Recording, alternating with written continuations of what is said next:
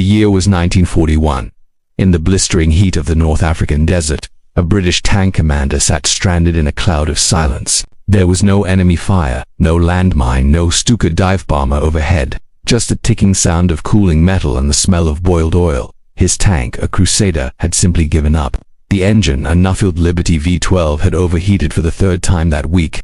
It was a piece of machinery originally designed in 1917 for aircraft, discarded by the Americans, bought cheap by the British, and shoved into a 20-ton steel box. It produced a pathetic 340 horsepower, drank oil like water, and had a service life measured in hours, not miles. Across the dunes, German panzers maneuvered with predatory reliability. The British crews had a dark joke about their own tanks. They were the fastest things on the battlefield, provided they were being towed by a recovery vehicle. The British Empire was losing the engineering war. They needed a miracle. What they got was an idea that sounded like madness. Take the most sophisticated, high-maintenance, high-altitude fighter plane engine in the world and bury it in the mud. The Liberty Trap. To understand the insanity of the solution, you have to understand the depth of the problem. Early World War II British tank doctrine was a mess of cruiser tanks fast but fragile, and infantry tanks armored but slow. Both suffered from a critical lack of heart. The Liberty engine was a relic. It was a World War I design that had been pushed beyond its limits. It rattled, it leaked, and it wheezed. In the life-or-death chess match of tank warfare, torque is survival. You need torque to climb out of a ditch, to smash through a wall, to pivot a 30-ton hull in deep mud. The Liberty offered none of this. Meanwhile, in the skies over the English Channel, the Royal Air Force was fighting a very different war. The Supermarine Spitfire was carving its legend into history, powered by the Rolls-Royce Merlin. But Merlin was a watchmaker's dream of violence, a 27-liter V12 masterpiece. It was supercharged, liquid-cooled, and ran on high-octane aviation fuel.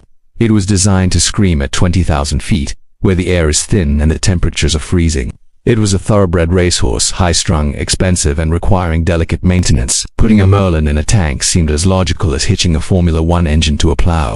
Tanks breathe dust, they drink low-grade pool petrol. They are maintained by exhausted crews with sledgehammers, not white-coated technicians with micromeat. But WWII Robotham saw something no one else did. The scavenger of Derby Robotham was the chief engineer of the chassis division at Rolls-Royce. He was a car man, not an aero man, and in 1940 he was bored. With the war on, luxury car production had ceased. Rolls-Royce was entirely focused on building Merlins for the hour. Robotham walked through the factory floors and saw waste. He saw piles of Merlin engine parts, crankshafts, engine blocks, pistons that had been rejected. In the aerospace world, tolerances are absolute. A microscopic flaw in a casting meant the part was scrap. Robotham looked at these scrap parts and saw a gold mine. He reasoned that a tank didn't need to fly. It didn't need to perform at 20,000 feet. It didn't need a supercharger forcing air into the manifold. His theory was simple but revolutionary. Stress reduction. A Merlin engine in a Spitfire produced over 1,000 horsepower, but it was under immense stress. If you stripped off the supercharger, lowered the compression ratio, and fed it standard gasoline, the power would drop to about 600 horsepower. To an aircraft engineer, that was a disaster. To a tank commander stuck with a 340 horsepower Liberty, 600 horsepower was the voice of God. More importantly, Robotham realized that a Merlin running at 600 horsepower would be loafing. It would be running at 50% of its capacity. An engine that is loafing doesn't overheat, it doesn't throw rods, it runs forever. The Battle of Whitehall, the engineering was sound, but the politics were brutal. When Robotham pitched the idea to the Ministry of Supply, he was met with a wall of bureaucracy. The British tank industry was dominated by Nuffield, who made the Liberty and Leyland. They viewed Rolls-Royce as an arrogant luxury car maker stepping onto their turf. Tank engines are different, they argued. You can't just put an aero engine in a hull, it's too delicate. Robotham, frustrated by the not invented here syndrome, appealed directly to Lord Beaverbrook, the Minister of Supply. He proposed a mule test. They would take a Crusader tank, rip out the wheezing Liberty engine, and shove in a modified non-supercharged Merlin, now christened the Meteor. The Farnborough trials. The day of the trial at the Farnborough testing grounds was the turning point of British armoured history. On the starting line sat two tanks. One was a standard Crusader with a Liberty engine. The other was the Mule, a Crusader chassis hacked apart to fit the massive V12 Meteor. The course was a grueling circuit of mud, steep inclines, and rough terrain. The Liberty-powered tank set off, straining and roaring, its engine screaming near the red line to drag the chassis through the mud. Then the Meteor Mule started. Observers noted something strange. The sound, instead of the clattering roar of the Liberty, the Meteor emitted a deep, rhythmic thrum, a bass note that vibrated in the chest. The driver let out the clutch. The tank didn't just move, it leaped. The test driver, accustomed to fighting the controls of underpowered machines, suddenly found himself struggling to keep the beast on the track. The mule tore through the mud, crested hills that had stalled the Liberty, and accelerated on the flats. The timing keepers were stunned. The mule was hitting speeds of 50 miles per hour over rough ground. It was so fast that the suspension designed for the slow Liberty began to disintegrate. The tracks were literally trying to outrun the wheels. When the tank finally skidded to a halt, the driver climbed out. He wasn't covered in oil. The engine wasn't boiling. He was grinning. The Meteor hadn't just beaten the Liberty. It had embarrassed it. It did the course in half the time, and when they checked the engine afterward, it was barely warm. It had conquered the course while idling. The Cromwell. Speed as armor. The result of this triumph was the cruiser Mk8 Cromwell, A27M, entering service in 1944. The Cromwell was the physical embodiment of Robotham's vision.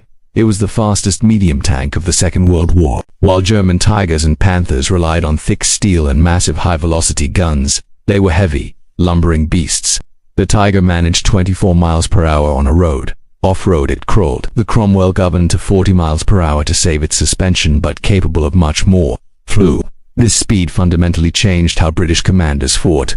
In the hedgerows of Normandy, the Cromwells could sprint from cover to cover before German gunners could traverse their turrets. One famous account from the Dutch campaign describes a troop of Cromwells surprised by an ambush. Instead of reversing, the commander floored it. The tanks hit a humped bridge at such velocity that they cleared a 20-foot canal in a literal jump, landing on the other side and flanking the enemy. But the true victory was reliability. The Meteor engine was essentially bulletproof because it was a die-rated aero engine. It was over-engineered for the task at hand. Cast iron pistons replaced the forged aluminum ones of the Spitfire, saving money and strategic materials, and the expensive high-octane fuel was gone. In the dash across France and Belgium after the breakout from Normandy, British armored divisions covered hundreds of miles in days. The German heavy tanks, forced to retreat, littered the roadsides, not destroyed by enemy fire, but abandoned because their transmissions had shattered or their engines had seized under the strain of the retreat. The Cromwells just kept humming. The legacy of the insane idea of the Meteor engine didn't just win the race across Europe, it saved the reputation of British engineering. It powered the Comet, a late-war tank that finally mated the Meteor's speed with a gun capable of killing Tigers. More importantly, it powered the Centurion. Arriving just as the war ended, the Centurion is widely considered the first main battle tank, a vehicle that combined the speed of a cruiser with the armor of an infantry tank.